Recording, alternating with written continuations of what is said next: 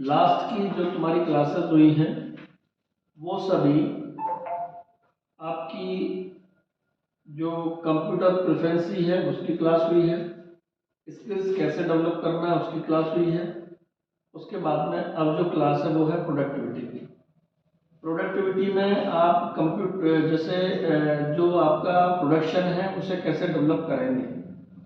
किसी भी एम्प्लॉय के लिए जो भी आप यूज़ करते हैं, जैसे मान लीजिए उसका टाइमिंग ड्यूटी जो है वो किसी भी एम्प्लॉय की 3 शिफ्ट में ड्यूटी रहती है।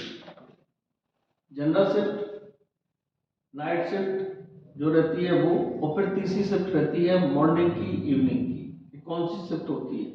कभी कभी 4 शिफ्ट में भी कर देते हैं वो, तो 6-6 घंटे 8-8 घंटे की ड्यूटी रहती है तो वो शिफ्ट रहती है, अदरवाइज नहीं तो वो 8-8 घंटे की 3 शिफ्ट में कर देते हैं। ठीक है।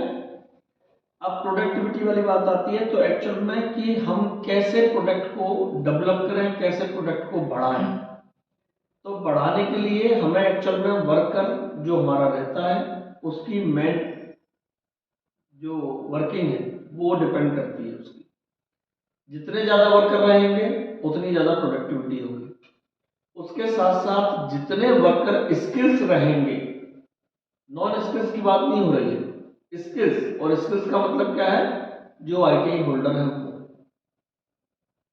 कोई भी कंपनी आपको 10th बेस पे भी लेती है, 12th बेस पे भी सिलेक्शन करती है, और आईटीआई बेस पे भी करती है, डिप्लोमा वाले भी रखती है और इंजीनियरिंग वाले भी रखती है। तो बेसिकली होता क्या है, 10th बेस पे ये नॉन टेक्निकल है, 12th बेस पे नॉन टेक्निकल है, लेकिन जब स्किल्स वाली बात आती है तो आईटीआई जो रहता है वो स्किल्ड वाला रहता है। आईटीआई जितने हुए करे हुए रहते हैं उनको स्किल्ड मानते हैं। और स्किल्ड की कंडीशन में क्या है कि जो प्रोडक्शन होता है उस प्रोडक्शन के अंदर स्किल्ड जितने भी लोग रहते हैं उनको उसमें लगाया जाता है। अब क्यों किया जाता है ऐसा? एक्चुअल में क्या है कि जब हम करते हैं जॉब तो उस कंडीशन में हमें ये पता रहता है कि प्रोडक्शन जो हो रहा है उसकी प्रोडक्टिविटी कैसे हम डेवलप करेंगे।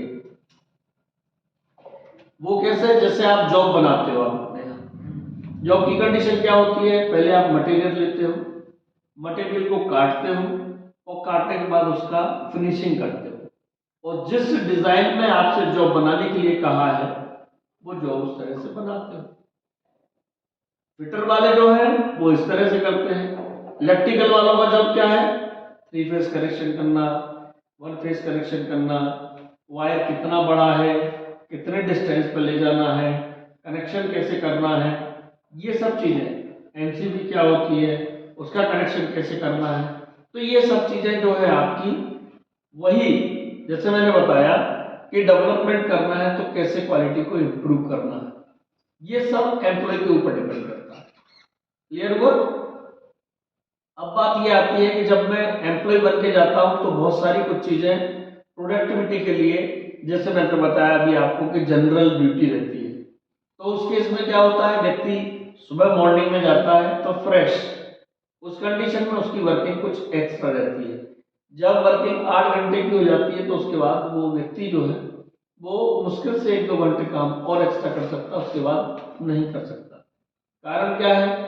कारण यह है कि वो व्यक्ति भी उस कंडीशन में आ जाता है कि वो उससे ज्यादा वर्क नहीं कर सकता। तो जब 8 घंटे की ड्यूटी होती है तो वो तो आपकी जनरल ड्यूटी कहलाई। उसके बाद आपसे ओवर टाइम, ओटी बोलते हैं उसको, ओवर टाइम लिया जाता है। तो ओवर टाइम के लिए आपको पैसा जो है वो ड्यूटी का जस्ट डबल दिया जाता है।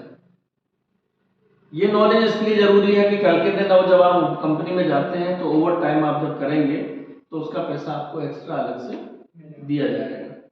उसके साथ साथ जो आप प्रोडक्शन देते हैं, प्रोडक्शन में आप आज के दिन हर व्यक्ति की है, आज कोई भी कंपनी हो, जो व्यक्ति कंपनी ओनर्स रहता है वो ये चाहता है कि आज 10,000 पीस बन रहे हैं तो कल मैं ये चाहता हूं कि 12,000 बने, 15,000 बने, 25,000 बने। क्योंकि एक्चुअल में क्या है, जब प्रोडक्शन होता है तो यूनिट बढ़ती है, और जब यूनिट बढ़ेगी तो ऑब्वियसली जो व्यक्ति काम कर रहा है एम्प्लॉय, उसका भी पैसा बढ़ेगा। पैसा बढ़ने से सेंस ये है कि आप परफॉर्मेंस कैसी दे रहे हैं। परफॉर्मेंस में क्या है कि आप वर्किंग कैसी कर रहे हैं, भाई छुट्टी नहीं ले रहे, प्रॉपर समय से आ रहे हैं, प्रॉपर समय से वर्किंग कर रहे हैं, ये सब चीजें जो हैं वो आपकी ड्यूटी के अंदर आती हैं, प्रोडक्टिविटी के अंदर आती हैं। प्रोडक्शन जब होता है किसी भी कंपनी का, तो वो प्रोडक्शन मेन है यूनिट का पार्ट। अब मेन यूनिट का पार्ट है तो उसमें थोड़ा सा ध्यान ज्यादा दिया जाता है कि हमारा प्रोडक्शन जो है वो अच्छा हो, क्वालिटी वाला हो। जो भी आप यूज करेंगे, सभी कंपनीज में टूल्स जो है वो सभी क्वालिटी ओरिजिनल टूल्स रहते हैं, डुप्लीकेट टूल्स कहीं नहीं मिलेंगे आपको किसी भी कंपनी में। आजकल सभी कंपनियों में मशीनें जो हैं वो सब ऑटोमेटिक सिस्टम सेंसर की हो गई हैं, तो वहाँ कोई ये है नहीं कि लगने करने का कोई डर हो। वहाँ तो सीधा है कि कौन सा, जब आप वर्किंग करते हैं तो वर्किंग करते समय सभी मशीनें जो है वो सेंस से सेंसर करती हैं, सेंसर से सेंस करती हैं। और आप कटिंग करते हैं, आप किसी चीज को उस डिजाइन जॉब में, मतलब उसमें कटिंग कर रहे हैं कि ऐसी डिजाइन होना चाहिए। आपको जो जो इंजीनियरिंग ड्राइंग पढ़ाई जाती है वो बेसिकली इसलिए पढ़ाई जाती है कि उसकी जो डिजाइन है वो किस तरह की होना चाहिए। इलेक्ट्रिकल वालों के लिए जो आपकी इलेक्ट्रिकल की लाइन जो बिजती है 11,000 वोल्टेज की या 440 जो 220 वाली वोल्टेज है, उस 440 वोल्ट को 11,000 से 440 में कैसे कन्वर्ट करना है, उसका एक लेआउट बनता है। लेआउट जो बनता है वो आपका इंजीनियरिंग ड्राइंग में बताया जाता है कि इसका लेआउट किस तरह से बनाया जाएगा। ऐसी जब हम किसी भी कंपनी में काम करते हैं तो हमें हर चीज की नॉलेज होना जरूरी है। फिटर वालों के लिए तो उसकी किसकी, जिसका मैंने डिजाइन जॉब के बारे में बताया कि इस तरह का जॉब होना चाहिए, इस तरह की वर्किंग होना चाहिए। इलेक्ट्रिकल वालों के लिए इलेक्ट्रिकल की, जैसे मैंने लेआउट बताया आपको, लेआउट इस तरह से बनता है उसका, ठीक है ना। अब जब हम लेआउट बनाते हैं तो लेआउट के समय हम ये देखते हैं कि हमारी 11,000 वोल्टेज की लाइन जो है कितनी लंबी है, कितने एरिया में बनी हुई है। उसको हम जब उतारेंगे तब हम ट्रांसफॉर्मर के साथ में ट्रांसफॉर्मर से उतार के और उसकी कनेक्टिविटी किससे कर देते हैं, 440 वोल्ट से। जो हमारे 440 वोल्ट है वो आपके सभी पूरी कंपनी में लगे हुए रहते हैं और ट्रांसफर होते हैं 440 वोल्ट, उस पर आपकी वर्किंग होती है। कुछ मशीनें ऐसी होती हैं जो डीसी पे काम करती है, कुछ मशीनें ऐसी होती हैं जो एसी पे काम करती हैं। अलग अलग मशीनें रहती हैं, कुछ मशीनें कटिंग की रहती हैं, कुछ मशीनें वायरिंग की रहती हैं, कुछ मशीनें वायरिंग कोटेड की रहती हैं। जो वायरिंग के ऊपर जो कोट किया जाता है वो कोटेड की मशीन रहती है। इस तरह से सभी मशीनें अलग अलग वर्किंग करती हैं। अब आप जब वर्किंग करते हैं तो प्रोडक्शन सब तरह का होता है। जब इलेक्ट्रिकल की बात करते हैं हम तो वहां वायर बनता है। जैसे मैंने अभी कुछ समय पहले वहां नासिक में, नौगांव, नासिक के पास नौगांव है, वहां पर एक भारत वायर रॉक्स कंपनी है जो एशिया की मानी हुई कंपनी है। उस कंपनी में 12 लड़कों का सिलेक्शन कराया था। तो उसमें जब 12 को सिलेक्शन कराया था तो मैं जब वहां गया था तो वहां रोपवे का वायर बनता है। रोपवे का वायर कैसा होता है, मोटा, समझे। अब हम देखें तो वो वायर जो है ऐसा नहीं है कि बस ऐसे ही बन के निकल जाता है, उसको एक टेम्परेचर पर मेंटेन किया जाता है। फिर उस टेम्परेचर से पानी के साथ में उसे निकाल करके और आग से निकाल कर बाहर निकाला जाता है। तो जब वो वायर पक जाता है और निकलता है तो तब जाकर के वो वायर जो है पूरी उस एफिशिएंसी के तहत आता है कि उस पर अगर इतना लोड दे दिया जाए तो वो टूटेगा नहीं। इसलिए उन कंपनियों में, जो कंपनियां बड़ी बड़ी रहती हैं, उनमें छोटे वायर से लेकर के बड़े बड़े वायर तक लोडेड देख करके कि इतना लोड ये सह सकता है, इतने लोड तक उसमें कोई प्रॉब्लम नहीं होगी। एक टाइम ड्यूरेशन तक उसकी एक्सपायर भी रहती है, 50 साल चलेगा, 60 साल चलेगा। जब भी आप कोई भी चीज बनाते हैं तो इसकी एक टाइम ड्यूरेशन रहती है, बनने की भी टाइम ड्यूरेशन होती है और एक्सपायरिंग की भी टाइम ड्यूरेशन होती है। बनने की टाइम ड्यूरेशन ये है कि आप 1 दिन में, 2 दिन में, 4 दिन में वो वायर बन करके निकल जाएगा। और एक्सपायर की ये रहती है कि 25 साल, 50 साल, 100 साल जो भी रहेगा उसके साथ। क्योंकि क्या है, हर चीज का एक टाइम, एक लिमिट रहती है कि उस लिमिट और टाइम के अंदर ही वो चीज जो है वो डिस्ट्रॉय हो जाएगी, बेकार हो जाएगी, तभी उन चीजों को चेंज किया जाता है। आप कभी देखते होंगे जब भी आप पुल पे जाते हैं, कहीं भी किसी भी जगह पर कनेक्शन रहते हैं तो लाइनों को चेंज किया जाता है। क्यों किया जाता है, एक टाइम रहता है उसका, 5 साल है, 10 साल है, 25 साल है, उसके बाद में उसे लाइन को चेंज कर दिया जाता है। ऐसे ही हम जब मैकेनिकल की बात करते हैं, फिटर की, तो वहां भी जो भी मटेरियल्स आप बनाते हैं, जैसे आप लाइन बिजती आपकी ट्रेन की, तो ट्रेन की लाइन में जो आपके बीच बीच में जो जॉइंट्स रहते हैं उन जॉइंट्स को बीच बीच में चेंज किया जाता है। इसलिए चेंज किया जाता है, उसका कारण क्या है एक्चुअल में कि जब आप उस पर यूज करते हैं, ट्रेन चलती है, तो वो जो जॉइंट्स हैं वो लूज हो जाते हैं, उनके बोल्ट जो है वो घिस जाते हैं, लोड तो रहता ही है तो घिस जाते हैं, उन्हें बोल्ट को चेंज किया जाता है। ऐसे ही वर्कर्स जो है, जो भी वर्कर काम करते हैं, उन वर्कर का मेन जो उद्देश्य, मेन जो काम है वो वही रहता है कि जो है आपके बोल्ट वगैरह है या लाइट का आपका वायरिंग है, उनको कैसे हटाना है, कैसे जोड़ना है, कितने टाइम ड्यूरेशन बाद चेंज करना है, ये सब काम जो है वो आपकी लीडरशिप के काम होते हैं। जो आपके इंजीनियर्स हैं, जो आपके सीनियर्स जो रहते हैं, वो आपके काम को बताते हैं कि इस तरह से हमें इसको चेंज करना है, इस तरह से हमें जोड़ना है उसमें, और आपका काम जो है उसको हटाने का और जोड़ने का रहता है। ठीक है, तो आपको मैंने प्रोसेस 4 बता दी कि किस प्रोसेस में वर्किंग करता है व्यक्ति। 10th पास होते हैं, 12th पास होते हैं, फिर ITI होते हैं, फिर डिप्लोमा होते हैं, फिर आपके इंजीनियर्स होते हैं। वो सभी के अंडर जो इंजीनियर्स रहते हैं उनके अंडर में सभी लोग वर्क करते हैं। वर्किंग का सबका डिस्ट्रीब्यूशन रहता है कि आपको ये काम करना है, आपको ये काम करना है। अलग अलग डिपार्टमेंट्स रहते हैं, कई डिपार्टमेंट रहते हैं। जैसे मैंने बताया है कि वायर कोडिंग का डिपार्टमेंट अलग होगा, जिसपे आपको वायरिंग जो प्लास्टिक है वो चढ़ाई जाती है, उस पर वायर हो गया। अब इन्हीं चीजों से आपकी प्रोडक्टिविटी समझ में आती है। जो भी कंपनीज रहती हैं वो कंपनीज एक्सपोर्ट यूनिट भी रहती हैं बहुत सारी, जो कि आपके 100% एक्सपोर्ट यूनिट बाहर की जो है वो आपके मटेरियल को लेती हैं कंपनियां, और आपके मटेरियल के साथ साथ आपकी जो क्वालिटी है उसको मेंटेन करती है।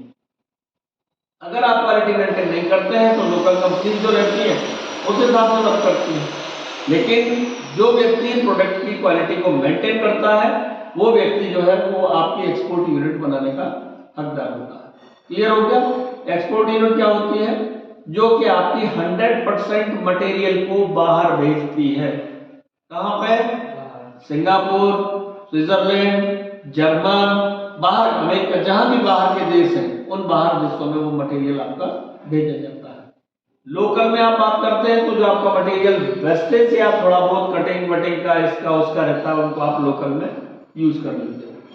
लेकिन जो कंपनियां प्रोडक्ट को मेंटेन करती हैं, जो ISO सर्टिफाइड रहती है, उनको स्टैंडर्ड इसलिए दिया जाता है। ISO सर्टिफाइड मैंने बताया था आपको, इंडियन स्टैंडर्ड ऑर्गेनाइजेशन ISO बोला जाता है उसे, इंटरनेशनल स्टैंडर्ड ऑर्गेनाइजेशन। जो इंटरनेशनल स्टैंडर्ड ऑर्गेनाइजेशन रहता है वो रहता है बाहर के लिए, जो एक्सपोर्ट करता है, और वो जो बाहर के लिए रहता है उसमें आप देखेंगे तो मटेरियल जो आपका रहता है उस मटेरियल को 100% सही चेक करके भेजा जाता है कि ये सभी तरह से शुद्ध है बिल्कुल। उस कंडीशन में आप जब मटेरियल भेजते हैं तो आपकी प्रोडक्टिविटी जो है वो सही होती है। ऐसे प्रोडक्शन को आप यूज करते हो। क्लियर हो गया? अब उसे कैसे परफॉर्मेंस को उसकी को बढ़ाया जाता है, कैसे घटाया जाता है, किस तरह से यूज किया जाता है, प्रोडक्शन को मेंटेन किया जाता है, उस प्रोडक्शन को मेंटेन करने के लिए क्या क्या चीजों की जरूरत होती है वो मैं अभी आपको बता रहा हूं। जैसे आपको बताया मैंने कि इंडस्ट्रियल प्रोग्रेस कैसे होगी, जब आप उसे यूज करेंगे रेगुलर कंडीशन में, वर्किंग में जाएंगे, प्रॉपर काम करेंगे, ऐसी कंडीशन में आप उस औद्योगिक ढांचे में होने वाले परिवर्तनों की सही जानकारी प्राप्त की जा सकती है। वास्तव में देश की औद्योगिक प्रगति में पैरामीटर के साथ में होती है, उसके कुछ पैरामीटर्स रहते हैं, उस पैरामीटर्स के बिहाफ पे आपकी डेवलपमेंट होता है। फिर दूसरा होता है जैसे कंपैरेटिव बेस, बाकी अदर्स जो है, जो भी मटेरियल बनते हैं उनसे कंपैरेटिव रिपोर्ट बनती है। उसकी रिपोर्ट में क्या होता है कि आपका मटेरियल क्या क्या लग रहा है, उनका मटेरियल क्या क्या लग रहा है, किस तरह का हो रहा है, कितना आपका मटेरियल जो है वो कितना लोड सह सकता है, या मटेरियल जो सामान बना रहा है वो कैसा बन रहा है। ऐसे तुलनात्मक रिपोर्ट बनाई जाती है अलग अलग कंपनियों की, और उस कंपैरिजन के हिसाब से मटेरियल खरीदा जाता है और बेचा जाता है। जब आप लेते हो तो भी आप देखते हो कितना मटेरियल कौन कौन सा लेना है, और बना करके हमें कितना मटेरियल कैसा कैसा देना है। क्लियर हो गया? इसके बाद आता है थर्ड वाला, रिसोर्स एलोकेशन। कम से कम विकसित देशों में जहां जहां प्राय साधनों की कमी होती है, आर्थिक नियोजन के लिए उपलब्ध सीमित साधनों के लिए आवंटन में प्राथमिकता देते हुए उद्योगों को दी जा सकती है। उद्यमता का स्तर ऊंचा होता है क्वालिटी प्रोडक्शन का, ऊंचा होता है स्टैंडर्ड, ताकि विकास की दर को बढ़ाया जा सके। डेवलपमेंट तभी होगा जब आपकी क्वालिटी अच्छी होगी। जैसे अंतर कम गुणवत्ता, कम प्रोडक्शन अगर रहेगा वाले उद्योगों के लिए अधिक साधनों की व्यवस्था की जा सके। अब बहुत सारे ऐसे कंपनीज रहती हैं जहां पर कम प्रोडक्शन होता है, व्यवस्थाएं बढ़ाने के लिए उनके पास व्यवस्थाएं नहीं है। ऐसी कंडीशन में वो लोन लेकर के नई नई मशीनें ला करके, लोगों को ला करके, नए नए टेक्नीशियन ला करके कि ये टेक्नीशियन एक्सपीरियंस्ड है, ऐसे ला करके वो आपके जो प्रोडक्शन है उसका डेवलपमेंट करते हैं। इसके बाद आता है इंपॉर्टेंस ऑफ प्लानिंग। जब प्लानिंग की बात आती है तो कैसे प्लानिंग की जाती है कि उसका जो वर्किंग है वो किस तरह से होना चाहिए, क्योंकि कोई भी मटेरियल क्या होता है, एक ही डिपार्टमेंट नहीं होता कंपनी में, अलग अलग डिपार्टमेंट रहते हैं। मटेरियल आएगा, कौन सा मटेरियल है, कितना मटेरियल है, कौन कौन सी डिपार्टमेंट में कहाँ कहाँ जरूरत है उस मटेरियल की, तो उस कंडीशन में उस मटेरियल को देख करके और उसका प्रोडक्शन करवाया जाता है। ठीक है। अब इसमें देखें तो सामान्य योजना के तहत दृष्टि से देखा जाए तो प्रोडक्शन समूह का बहुत महत्व होता है, क्योंकि ये उद्योगों में, धंधों में, इकाइयों में तुलना करना संभव बताते हैं। साथ ही साथ पूरे देश में हो रही प्रगति का मूल्यांकन करके भावी योजना के निर्माण में सहायता प्रदान करते हैं। क्योंकि सबसे क्या है, हमारी कंपनी का स्टैंडर्ड कब मेंटेन होगा, जब हम दूसरी कंपनी से कंपेयर करेंगे अपने स्टैंडर्ड को। समझ रहे हो ना, और स्टैंडर्ड का मतलब एक ही चीज नहीं होती। प्रोडक्शन जो आपके बन रहा है, जो आपके पार्ट बन रहे हैं, चाहे वो 4 पार्ट है या 10 पार्ट है, उन सभी पार्ट को कंपेयर किया जाता है अदर कंपनी के पार्ट से। कॉस्टली भी किया जाता है, क्या प्राइस रखा है तुमने, क्या मटेरियल लगा है, क्या उस मटेरियल का स्टैंडर्ड है, कितना टाइम ड्यूरेशन चलेगा, ये सब चीजें देख करके एनालिसिस करके ये पता किया जाता है और बताया जाता है कि ये मटेरियल की क्वालिटी ये है। जैसे आप गारंटी देते हो तो गारंटी कैसे देते हैं, आजकल तो गारंटी खत्म हो गई है।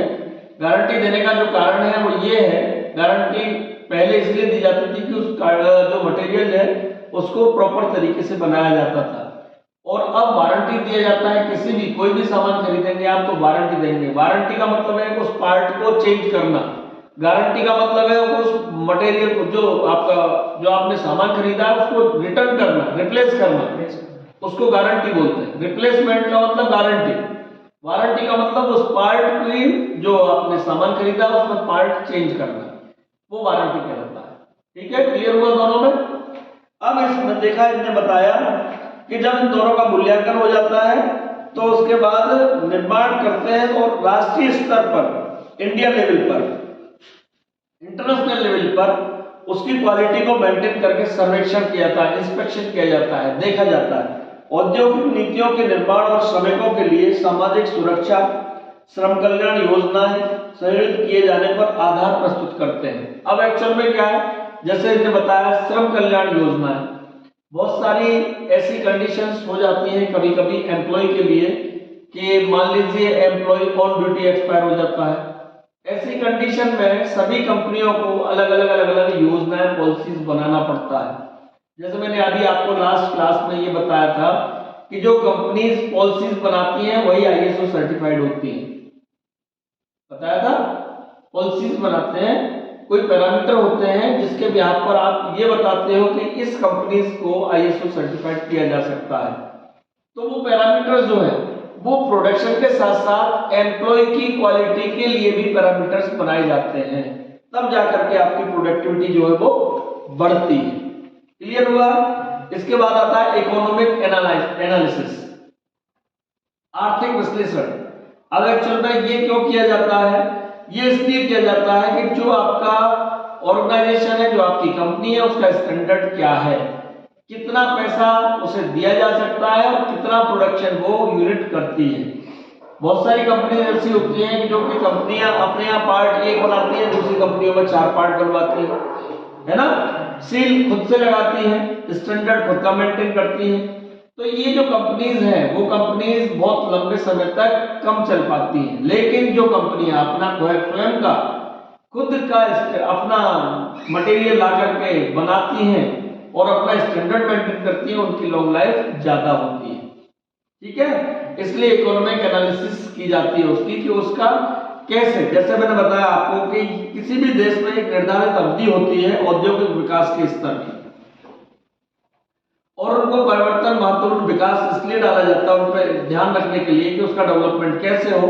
उसके आधार पर नई नई डेवलपमेंट होते हैं, नई नई मशीनें लाई जाती हैं, नए नए आविष्कार होते हैं कि इसमें ये डेवलपमेंट किया जाए, इसमें ये डेवलपमेंट किया जाए। उसके साथ साथ ये ऐसी मशीनें जो ऑटोमेटिक होती हैं, पहले मैनुअल मशीनें चलाई जाती थी। मैनुअल मशीनों में क्या होता था कि जो खुद व्यक्ति जो है वो उसे ऑपरेट करता था। अब ऑपरेटर नाम जरूर दिया जाता है, लेकिन सभी मशीनें डिजिटल हैं, सभी मशीनें ऑटोमेटिक हैं। अब केवल तुम्हें उसमें ये देखना है कि इसका टेम्परेचर क्या है, ठीक है ना, इसकी जो मैंने जैसे उसकी प्रोडक्शन की प्रोडक्टिविटी सेट की है तो वो कैसे की है, ठीक है। इस तरह से आप उसको मेंटेन करते हो और उसके बाद उससे यूनिट को एग्जीक्यूट कराते हो, रन कराते हो। इसके बाद आता है इवैल्यूएशन क्राइटेरिया। इवैल्यूएशन क्राइटेरिया में क्या है, जब आप डेवलपमेंट देखते हो तो आप इवैल्यूएट करते हो उसे कि भाई मैंने इतना मटेरियल बनाया, इतना मटेरियल बनाने के बाद मैंने ऐसे ऐसे उसको मटेरियल को खरीदा, फिर मटेरियल बनाया, तो मैंने कौन सा प्रोडक्शन जो प्रोडक्ट बनाया है उस प्रोडक्ट की क्वालिटी क्या रही और कितना इसमें खर्चा आया। उस खर्चे के तौर पर आप फिर क्या करते हो, जीडीपी, ग्रॉस डोमेस्टिक प्रोडक्ट, और एक डीजीआई, ग्रॉस डोमेस्टिक इनकम। तो जब हम कहते हैं जीडीपी की बात, तो जीडीपी इसी से बढ़ती है। जब आपका प्रोडक्शन बढ़ेगा तो ऑब्वियसली आपकी जीडीपी बढ़ेगी। क्यों बढ़ेगी, क्योंकि जब आप देखते हैं कोई भी मटेरियल आप खरीदते हैं तो उससे आप कोई भी सामान बनाते हो, तो सामान बनाने में कितना खर्चा हुआ और उसके बाद आपने कितना प्रॉफिट कमाया, वो बाहर निकल के आया, आपने बेचा तो कितना प्रॉफिट कमाया, उसको आप जीडीपी के तौर पे बताते हो कि कितना फायदा हमें प्रॉफिट हुआ उसमें। तो उससे क्या है, आर्थिक स्थिति जो है वो देश की सुधरती है, डेवलपमेंट होता है। भाई व्यक्ति जो है एम्प्लॉय सैलरी लेता है, उसके साथ उसका इंक्रीमेंट होता है, जब इंक्रीमेंट होता है तो उससे भी उसका फायदा मिलता है, क्योंकि जब मटेरियल बनता है और बिकता है तो उसका जो पैसा है वो पैसा पूरा का पूरा पैसा, ये जरूर है कि एम्प्लॉयर जो है, जो ओनर है, वो आपके उस पैसे को कहीं ना कहीं आपको भी डिस्ट्रीब्यूट करता है, क्योंकि फायदा जब उसे प्रॉफिट हो रहा है तो ऑब्वियसली कंपनी को जब प्रॉफिट होगा तो एम्प्लॉय को प्रॉफिट होगा। कंपनी लॉस में जाएगी तो एम्प्लॉय भी लॉस में जाएगा। इस तरह से कंपनी का डेवलपमेंट होता है। अब जब ये हो जाता है जीडीपी और इसका, तो ऐसी कंडीशन में फिर बेनिफिट प्रोडक्टिविटी होती है। बेनिफिट प्रोडक्टिविटी मैंने बताया आपको कि जब कंपनी को प्रॉफिट होगा तो ऑब्वियसली एम्प्लॉय को वो बोनस के तौर पे या फिर उसके इंक्रीमेंट के तौर पर या एनुअल जो भी आपका रहता है उसके तौर पर ऐसे करके वो आपकी सैलरी को इंक्रीज कर देता है। तो आर्थिक स्थिति, जो व्यक्ति वर्कर है, जो काम करते हैं, उनकी आर्थिक स्थितियां सुधर जाती हैं, अच्छी हो जाती हैं। इस तरह से वो काम होता है। इसके बाद आता है क्या, इसमें भी 4-5 पॉइंट्स हमने दिए हैं, जैसे बताया कि वस्तुओं के मूल्य की कमी होना या उत्पादन लागत में कमी होना, जनता के जीवन का स्तर सुधर जाना, ये अलग अलग पॉइंट्स बताए जाते हैं कि इस तरह से आप उसका डेवलपमेंट कर सकते हो। इसके बाद आता है फिर टेक्नोलॉजिकल स्किल्स। अब टेक्नोलॉजिकल स्किल्स में क्या है, जैसे आप जो सामान लेते हैं, मशीनरी का स्तर क्या है, नई मशीनें हैं, जैसे मैंने बताया आपको 2 तरह की, पहले मशीनें मैनुअल आती थी तो व्यक्ति जो है वो हाथ से चलाया करता था, ऑपरेट करता था। आजकल ऑपरेट करने की जरूरत नहीं होती, टेम्परेचर है तो मेंटेन कर दिया है कि इस टेम्परेचर पे चलेगी, स्टार्ट कर दी, कब बंद करना है, कैसे स्टार्ट करना है, ये सब चीजें, कितना मटेरियल उससे निकल रहा है, क्या क्या बन रहा है, कैसे बन रहा है, बस ये आपको ध्यान देना होता है। ऑटोमेटिक सिस्टम के थ्रू खुद से चलती है, एक बार स्टार्ट करना आपने को, लेकिन ये जरूर देखना है कि मटेरियल जो बन रहा है वो सही आ रहा है कि नहीं आ रहा है जब आप ऑपरेट करते हो। तो उसके लिए आपको ये टेक्निकल, जो आपको मैंने बताया टेक्नोलॉजिकल स्किल्स, ये आपका डेवलपमेंट होना चाहिए। उसके लिए जैसे कच्चा माल, कार्य करने की विधियां, कारखाने लेआउट्स, उसके लिए कैसे डेवलप किए जाएंगे, और उसके बाद फिर आपके नए नए, जैसे आप बोलते हो कि साहब ये मशीनें जो है वो डेवलप मतलब सही नहीं है, तो उसके लिए नई मशीन है ऑटोमेटिक, मशीनों से। बहुत सारी मशीनें ऐसी होती हैं कि आप देखेंगे कि मान लीजिए कोई पार्ट बना रही है तो 1000 पार्ट बना रही है 1 घंटे के अंदर। बहुत सारी ऐसी मशीनें होती है जो 2-2 हजार 4-4 हजार पार्ट बना देती है। तो ये डिपेंड करता है उसकी स्पीड पर। तो स्पीड कैसे बढ़ी? स्पीड कैसे बढ़ी? ऐसे बढ़ी कि उसका जो मशीन है वो नई एडवांस टेक्नोलॉजी मशीन आई तो उससे स्पीड उसकी बढ़ गई। जब एडवांस टेक्नोलॉजी की स्पीड बढ़ी मशीन की तो प्रोडक्शन बढ़ गया। प्रोडक्शन बढ़ गया तो मटेरियल जो बिकेगा प्रोडक्टिविटी बढ़ी तो मटेरियल जो बिके आपका उससे आपको बेनिफिट मिले। तो कहीं ना कहीं हम देखते हैं कि एम्प्लॉय को उस चीज से फायदा होता है। ठीक है। अब इसके बाद आता है एनवायरमेंटल फैक्टर्स, जो आपको मैंने कल परसों भी बताए थे कि आप जिस जगह रहते हैं एम्प्लॉय को कौन कौन से फायदे, क्योंकि क्या है जब एम्प्लॉय, मैंने ये बताया था आपको कि सभी चीजें आपस में इंटर रिलेटेड है। इंटर रिलेटेड में कैसे है? एम्प्लॉय वर्किंग करता है तो वर्किंग करते समय उसका एनवायरमेंट वहां का रहने का है ना, खाने का क्या है। एम्प्लॉय अगर वीक है तो प्रोडक्शन क्या कर पाएगा, क्योंकि जब जॉब ही नहीं करेगा, छुट्टियां ज्यादा लेगा, बीमार होगा, तो ऐसी कंडीशन के लिए एनवायरमेंट वहां का अच्छा होना चाहिए। एनवायरमेंट अच्छा होने से मतलब रहन सहन खान पान अच्छा होना चाहिए वहां कंपनी का, जिससे कि वो व्यक्ति जो है वो डेली कंपनी आए, प्रोडक्शन हो के, ठीक है ना। ऐसा एनवायरमेंट का बताया। अब उन्होंने बताया कि मैनेजरियल फैक्टर्स, मैनेजर फैक्टर का मतलब प्रबंधन जो रहता है, मैनेजर रहते हैं, उसके ओनर्स रहते हैं, उनका समय समय पर डेवलपमेंट होना उनका भी जरूरी है। कैसे जरूरी है? जैसे वो लोग नई नई मशीनें लेके आए, तो जब नई मशीनें लाएंगे तो जो व्यक्ति काम कर रहा है उसको थोड़ा सा कम मतलब राहत मिलेगी उसे, क्योंकि क्या होता है पहले जैसे मैंने बताया आपको कि मशीनें जो है वो ऑटोमेटिक नहीं थी, मैनुअल थी, तो उसमें व्यक्ति ज्यादा थकता था। आजकल ऑटोमेटिक आ गई है, उसमें थकावट ज्यादा नहीं होती व्यक्ति, समझ गए। तो उसके लिए भी उसको जरूरी है। फिर टूल्स इंप्रूविंग। अब टूल्स इंप्रूविंग प्रोवाइड कैसे कि जब वो टूल्स जो है बहुत सारे पुराने हो जाते हैं तो उन टूल्स को नए लाना समय समय पर, वो प्रोडक्टिविटी पे डिपेंड करता है। तो ये सब चीजें आपस में इंटररिलेटेड रहती हैं और सभी चीजें डेवलपमेंट के लिए काम आती हैं, प्रोडक्टिविटी के लिए। क्लियर हो गया। फिर इसमें आता है कि इसमें प्रोडक्टिविटी में बहुत सारी चीजें, जैसे मान लीजिए गवर्नमेंट कॉर्पोरेशन, क्योंकि गवर्नमेंट का भी इसमें बहुत बड़ा रोल रहता है। भाई मैंने कोई मटेरियल बनाया तो उसमें स्टैंडर्ड जब मार्क लगेगा तो गवर्नमेंट उसे ऑथराइज करती है कि इसको बाहर भेजा जा सकता है, ठीक है ना। तो वो भी टेस्टिंग होती है उस चीज की। तो ये सब चीजें जो है वो डिपेंड होती हैं एक दूसरे पर। इस तरह से वो धीरे धीरे डेवलपमेंट होता जाता है और उसका प्रोडक्शन का रिजल्ट आपको अच्छा मिलने लगता है, अच्छा पैसा मिलने लगता है। उसी ढंग से फिर एम्प्लॉय का डेवलपमेंट होने लगता है, ठीक है।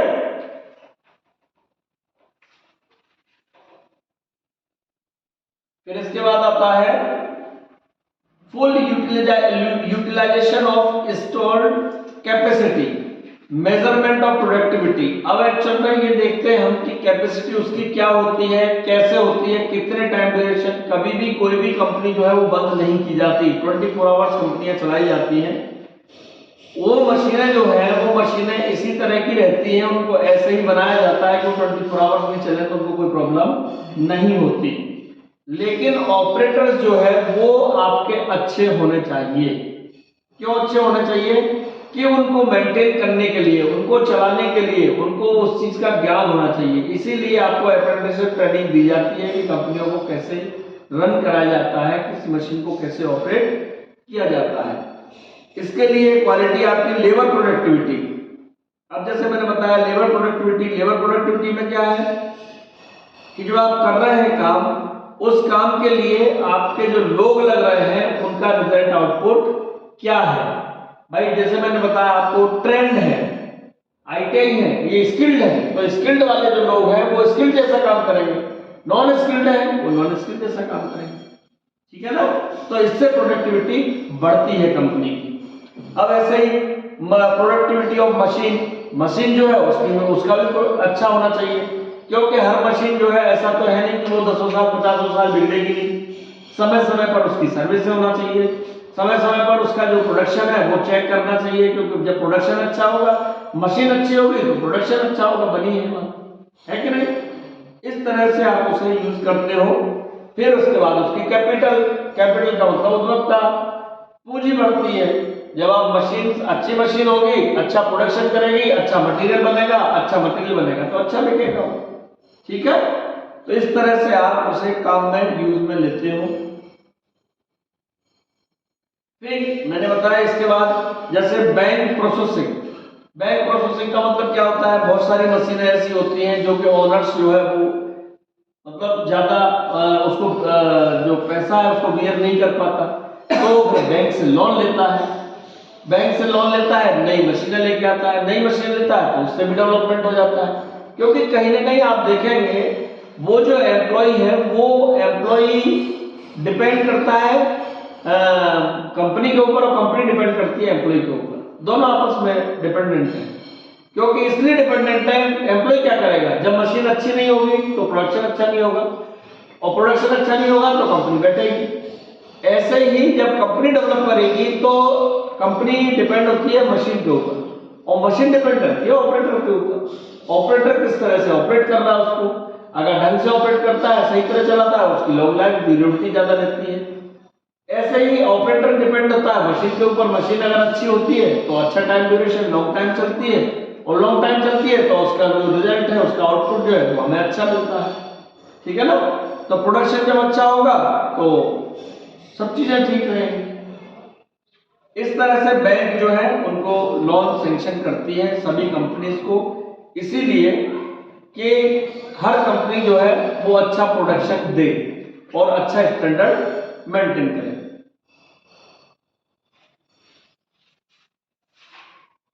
ठीक है, अब इसके बाद नेक्स्ट क्लास बाद में करेंगे। क्लियर हो गया सभी चीजों को, सबको समझ में आ गई ये बात कि कैसे प्रोडक्टिविटी का यूज करते हैं, कैसे प्रोडक्शन बढ़ाते हैं, कैसे मशीनों को यूज करते हैं, मशीनों के टूल्स कैसे यूज करते हैं, आपस में सभी चीजें डिपेंडेंट रहती हैं। डिपेंडेंट कंडीशन में जो भी है, आप प्रोडक्शन करते हो तो मटेरियल कैसा है, क्या है, किस तरह से बनाया गया है, कैसे यूज किया गया है, और हमने इस मटेरियल को लेने के बाद कौन कौन सी चीजें इसमें यूज की हैं, क्योंकि एक ही मटेरियल से कोई भी चीज नहीं बनाई जाती, अलग अलग डिफरेंट मटेरियल बहुत सारे रहते हैं, उन मटेरियल्स को हम मिक्स कब करते हैं, मिक्सर रहते हैं बहुत सारे, मिक्सर से होकर उसको मिक्स करके फिर उसके बाद उस मटेरियल को बनाया जाता है। ठीक है, चलो ऑल द बेस्ट सभी को।